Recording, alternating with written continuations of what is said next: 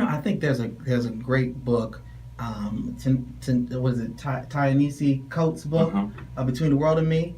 That book talks so vividly about the struggle of fitting into a place or space as a black male, and trying to understand how do you voyage through this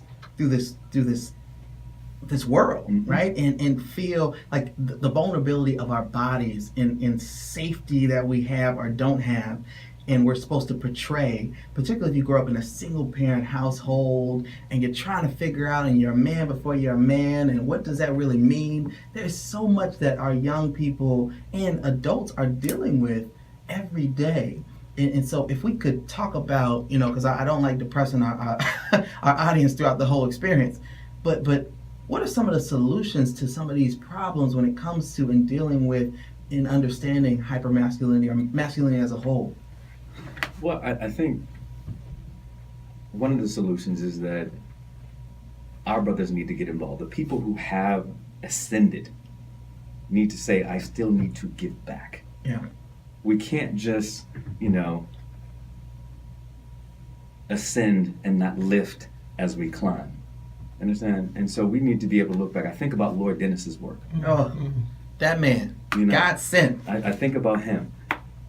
Here in New Orleans, you have an opportunity, if you have ascended to a certain space and place, to give back, to go and volunteer for the Silverback Society. It's a great organization. It is the predominant mentoring organization in the city. Yeah. Led by a powerful man who has accepted his flaws and said, this is who I am, and it is my opportunity to give back to these kids. And love on these kids. And love, and that's the key. You know what I'm saying?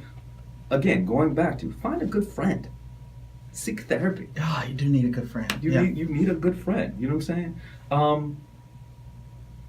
The other piece, the other solution doesn't really have to do with the individual itself. It's those that actually interact with us.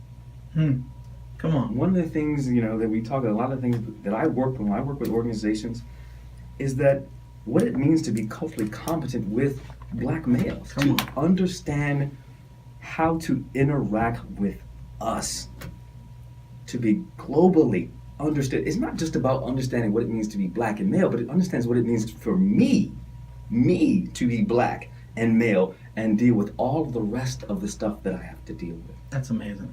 And so we think about our doctors. We think about the people who teach our kids. Yeah. We think about, if we go back to the disproportionality that we see in the schools. Yeah. And achievement and discipline for African American males. Lawyers too? Yeah, everywhere. Exactly. Everywhere. What if these people had a better understanding of who we are and how we interact and the stressors that we face?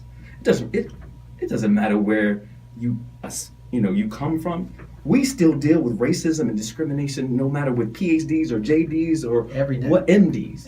Every day. Yeah. Having that understanding allows us and the person that interacts with us to have better information. And so we all thrive. And that's my word for the day. We all thrive when people understand. I think about, Ethan, because you have been able to put me in some very good spaces. I think about the dinner that we had. The Rosh Hashanah dinner that was amazing. Yeah. Amazing dinner. Yeah. And I remember. With the Jewish Federation. Great folks. It was an amazing dinner. But I remember I said, I can't go into this house not understanding the culture that I was going into. Yeah. Because I don't want to make a mistake. I don't want to say anything wrong that is going to offend people. I can't remember the woman's name, the host of the dinner. Yeah. But I remember having a conversation with her afterwards, and she was so appreciative. And she even mentioned it at the next dinner that we had at your house.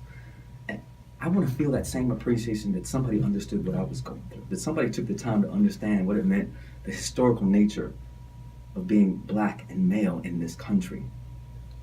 And so, Doc, if I can, because I think that's a perfect response, but is the onus on us to educate? And if we do, how do we do it when we're not angry in the experience, right? Or we don't mislead someone, in that experience? I don't think the onus is on one or the other. I think the onus is on both parties. Got it. I think if you are going to work in an education space, you have to understand your kids. It is your responsibility. You took the ownership of taking this job. It is your responsibility to figure out how you can educate your best so they have, if we talk about it in equity terms, they have the best potential and access for a superior life. It's your job. I love that. Urban League loves that. Equity. Come on. You know, and so that's what it's about. Equity comes when you provide access, the opportunity for me, everyone, to have the best life. Yeah. But if I'm walking to that classroom and you're the person in control, I need you to know how to teach me. I need you to know what it means, you know, when it comes to my health and why I'm reluctant to take this BP medicine. Ooh. So those are the things I think are critical that help the solution, because we develop hyper-masculine attitudes as a coping mechanism. We're not born with that. No. It's a coping mechanism. You're right. You're right. When I feel threatened, I'm not going to be the sheep amongst the wolves. No. No, I'm going to be the wolf. Yeah, because we learned that's the best thing to do. And that's the best thing to do. Yeah. But we also know that has deleterious outcomes for us when we adopt it in the wrong context. Mm. Oh, man. Doc, I'm sitting here just, I can't see me, but if you could, I'm feeling like, man, this is heavy, but like very important. And it's crazy. We can have a whole conversation about this. And I appreciate the solutions that you put out there, particularly for those of us who don't think about this every day, but live it every day. That's the thing. We live this every day, but we don't necessarily think about it in this context.